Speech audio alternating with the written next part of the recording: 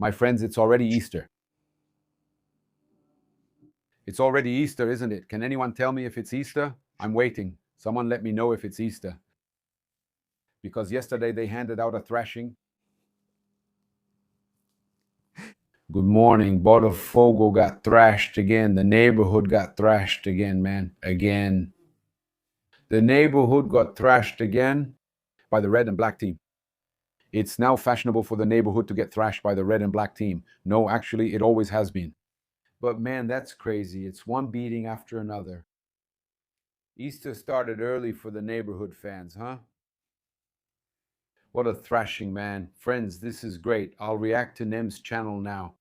The channel over on Insta. Go follow him there. The handle is Canalcomk, Nem's channel. Man, this is such a meme. This is such a meme. Look at this. You saw how things start to work out for Botafogo. Then everything falls into place. Today, Botafogo plays against Atlético Paranaense in Curitiba. And Botafogo is going with a solid squad with a focused team. And knowing that they have to win. On the bench, there's someone who, in 3 or 4 months... Careful, it's Easter, huh? The best coach in Brazil, Rodrigo Belão. Repeat them, I'll repeat them.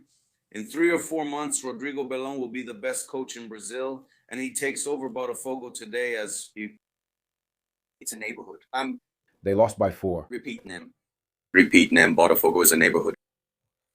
Repeat. Botafogo is a neighborhood. Botafogo is a neighborhood. Botafogo. How does Botafogo lose today's game? It's a neighborhood. How did he lose this match? Playing better, performing better. He just keeps getting thrashed. He just keeps getting thrashed by the red and blacks. Rodrigo Belão comandando o elenco. How did Botafogo manage to lose this match? It's a neighborhood. Lots of comments. It's a neighborhood. Repeat it, Nim. Botafogo is a neighborhood. Repeat it, Nim. Don't cry.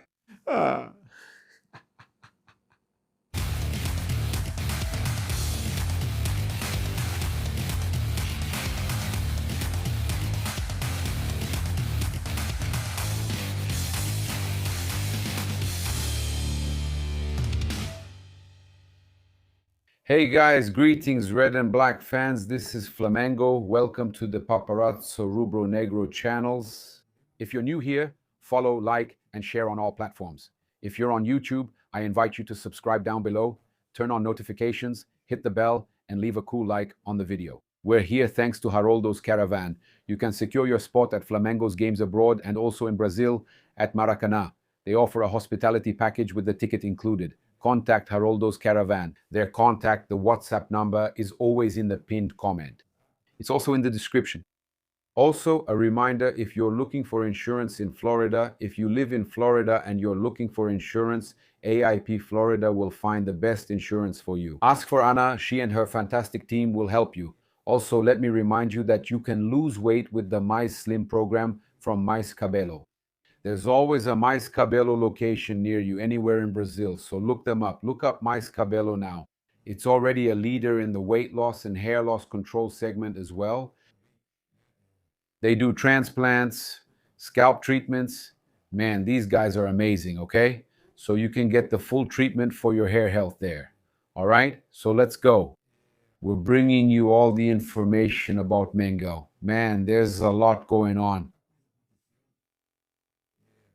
I'm seeing the dirty trick they're pulling being done against Flamengo. We've seen BAP talk about the issue with the bank, Nação BRB Fla, which is now Flabenque. Flamengo tried to leave the operation, but in this case, the bank is the one running the whole operation. Flamengo is just there now that the business model has changed. Also, to avoid damaging their image with everything that's happening. It's not BRB's fault, but they're involved with the issue at Banco Master. So Flamengo is trying to do everything in the best way possible. And then we see people reporting as if Flamengo is the villain, trying to put the blame on Flamengo. Now a bunch of people are trying to get attention. We're aware. We know it's always like this. It's always the same people, the advisors from Palmeiras, advisors from not the official ones, no, those unofficial ones. That even today they haven't even apologized for that document issue, the one signed by Landim, a fake document, a document that had none of that. Oh no, there's a document just like Libras, remember? They don't talk about that anymore. After the judge and everyone else already said Flamengo was right, they don't say anything anymore. They've gone silent. When they see that Flamengo is right about all this, they go completely silent. It's impressive. And so we have this issue to talk to you about, this great cowardice that's being committed. Yeah, look, we're also going to talk about some other topics here, but this situation with the bank made me so angry because they always want to attack Flamengo. Do you know why they want to attack Flamengo? To try to diminish it. Even more so after what BAP said, right? BAP said on Mango Cash that Flamengo makes 475 million from jersey sponsorships, while the others who try to compete make just a little over 100. And that hurt a lot. Then the advisors start wanting to attack, wanting to provoke. The same advisors who praise articles, columns by journalists who attack, journalists who only talk about one club, which is my case, and several others. These are people who also don't like Mauro Cesar Pereira, who try to say he's a fan. Man, it's that kind of craziness, right? The guy is a journalist. He supports a team, and he supports one in Argentina too. He'll report bad news about Flamengo if needed, just like I would. That's unrelated. We're in a niche. We talk about Flamengo, mainly about the Brazilian national team, but we also talk about other topics. And then, man, the guy comes and wants to attack and praise those who attack the influencers. But actually, they're more like fans than anyone else. These same people who don't even apologize for the fake news they spread, they're the worst, they're the most biased, the most provincial. You have to be called provincial because that's what you are. So the news they're spreading everywhere is that the Federal Court of Accounts is going to analyze it. The renewal of the sponsorship between Banco de Brasilia, BRB, and Flamengo, worth 42.6 million with a contract until March 2027. The agreement raises questions about legality, financial return, and the current situation of the bank. A key concern is the advance payment to the club, while the institution looks for ways to improve its cash flow. And I got in touch with a source connected to Flamengo who told me, man, if they're having a problem and the club is sponsored, they have to try to get paid in advance. That's not Flamengo's problem. You want to judge, you want to try to mess things up. The whole point, guys, pay attention to this, okay? Flamengo isn't doing anything wrong. There's nothing wrong with Flamengo. The point for you to understand is this. They want in every way to cancel Flamengo's sponsorship, to mess with Flamengo, to reduce Flamengo's earnings. They know it's 42.6 million. If they can make Flamengo not receive that, they will do it. It's all part of their method. They have a method. Now it's all about taking Flamengo down. But let me give you some news. Press officer from Palmeiras who's trying to destabilize Flamengo. I'm going to give you some news right now, okay? My message is for you. The message is for... Look over here. The message is for you, okay? Bye. There's something from Flaybank. He's a partner, so he's interested in the business growing. Pause. But then, if that has to be removed, Flamengo already has sponsors with similar amounts fighting, sponsors fighting to be on Flamengo's jersey. Back himself said that today Flamengo chooses the one they think works best, the one that's best for the sponsor and for the club itself. And today Flamengo has a line of sponsors. Be careful. If you get rid of this one, another could show up and pay more. And that's what happened, right? You guys did everything you could. Do you remember when Pixie Betty was Flamengo's sponsor and every day there was a different story that Pixie Betty was late and everything was fine? They'd say it was late and make up all kinds of things and trying to shut it down, saying it didn't have the permits to operate. Oh, I remember. And it was actually just a mistake in the system. Then those guys would release news saying that Pixie Betty couldn't operate in Brazil, just to say that Flamengo was going to lose a sponsorship, which was the biggest ever, the main sponsorship. Then Batania came in. Boom. They talk so much about Flamengo's sponsor that another one came along and paid more than double.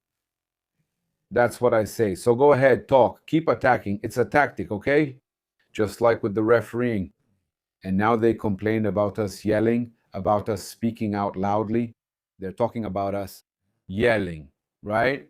So it's important for us to talk about this because what these guys do is shameful. Look at this.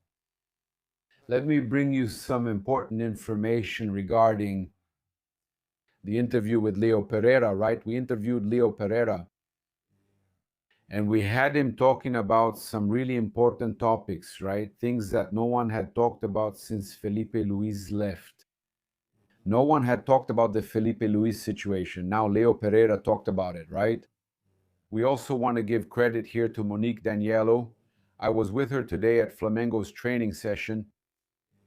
And Monique Daniello, she recorded this interview, right? She did this interview with Leo Pereira. I, by the way, missed the deadline. Man, when I went to talk to Fabio Seixas there at the CBF, by then it was already too late to schedule the interview. So I tried to schedule this interview with a player. I was going to try to talk to Daniello or even Luis Henrique himself, right? So we could talk about this whole moment. And then it's Bob who wants to bring up Flamengo, but I should have asked at least yesterday. And it turned out that the day before yesterday, right? And I ended up not managing to do it. But that's okay. Monique Daniello talked to Leo Pereira. Congratulations to her. Fantastic interview. And Leo Pereira talked about Filipe Luis's departure. Let's follow along here. Take a look. Yeah, man, it's interesting, isn't it? It's kind of interesting, but He said, I'm not laughing because it's funny, but because it's interesting. Okay? Okay. I laugh not because it's funny. It's because it's interesting, right? It's kind of curious, but like I was at home lying down and I had just asked the fitness coach about the schedule for the next day, right? Which hadn't come out yet. And I was caught by surprise, just like several other players and Felipe himself. But anyway, I think the president had to take some action.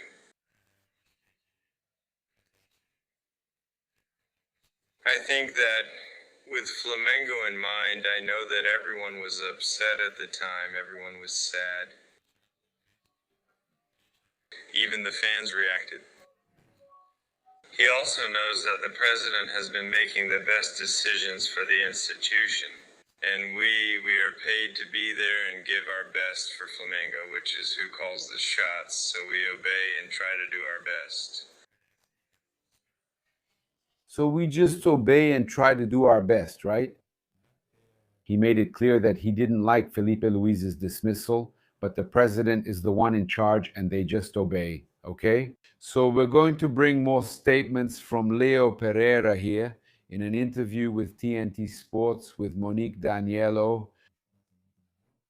I'm going to invite you to also check out our alternative channel, Momento do Papo. Paparazzo, it's really important for you to follow Momento do Paparazzo. You'll get other news there, right? I want to invite you once again to subscribe to the channel, turn on notifications by clicking the bell, and leave a like on the video. Greetings, Flamengo fans. This is Flamengo. Thanks. We're going to watch some footage here from Flamengo's training from Flamengo TV.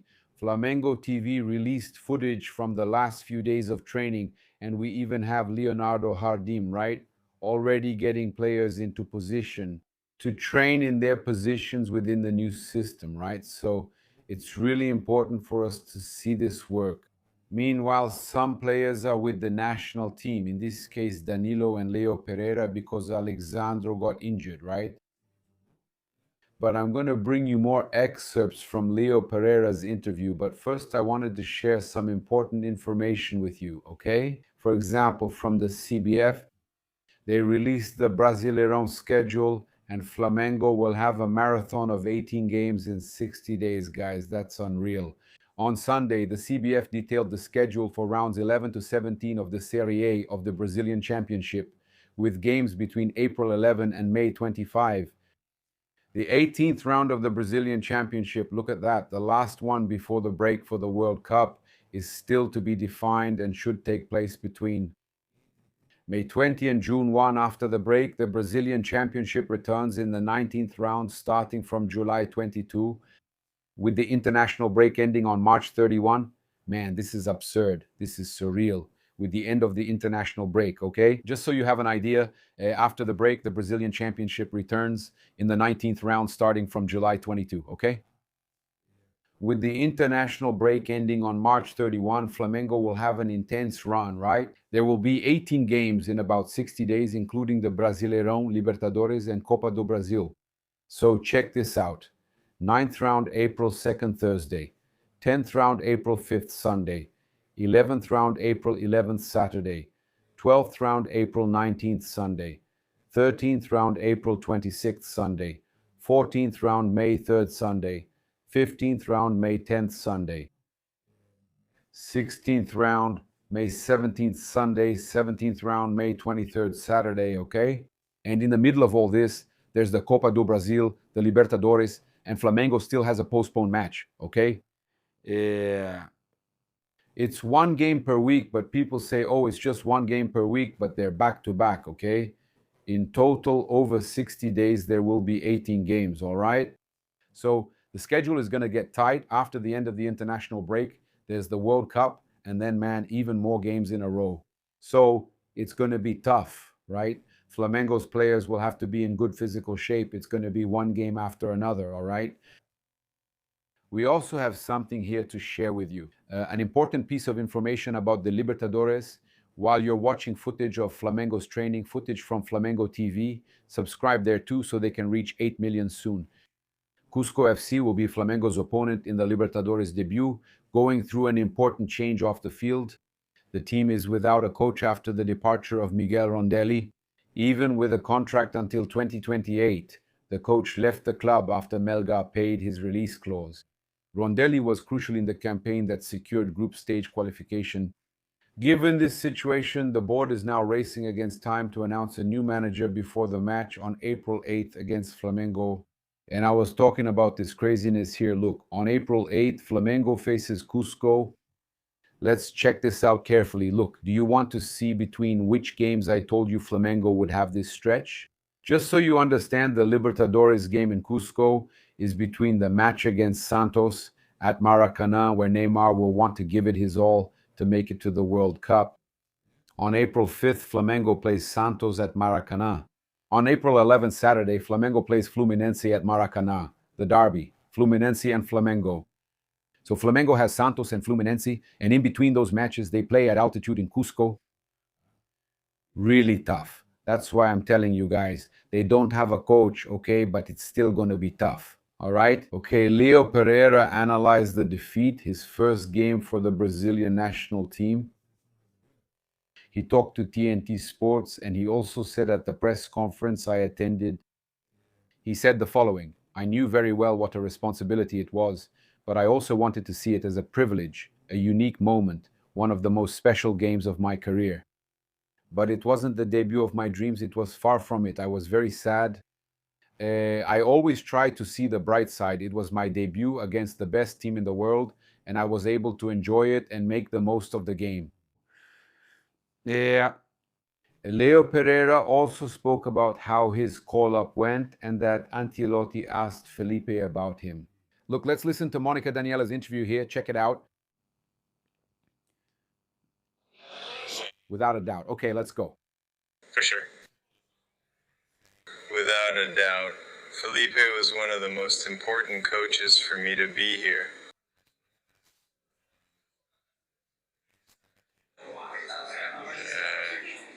I'm grateful, and on the day of the call-up, we live in the same condo, right? So I made a point of meeting him right away and thanking him in person, because he is definitely a part of it, and like I said, I will always be very grateful for everything he did for me.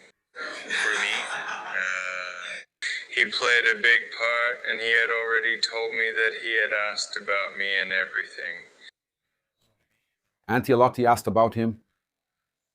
I think the main focus at that moment was Flamengo. It was Flamengo, but he wanted, let's say, that's what I was calm about, and he told me, he also gave me some tips to keep doing what I was doing. I was doing that maybe I could be here one day, and that day has come, thank God. For sure. Cool. So he's saying that Ancelotti asked Filipe Luís about him, okay? We also had him talking about the initiation ritual, right? That he got the player who's newly called up gets, look at that. Great. It started yesterday. Already, it started yesterday, and it's better to play than to go through the initiation ritual. What did they ask you to do? As for me, they asked me to sing a song. I had to sing a song. Then I introduced myself, told a bit of my story, my journey, but for me it was fine. It was fine. For the rest of the guys, it was tougher, it was more demanding, they had to tell jokes, and some of them couldn't sing the song either. I handled it well and shared some of my journey and story that led me to the national team.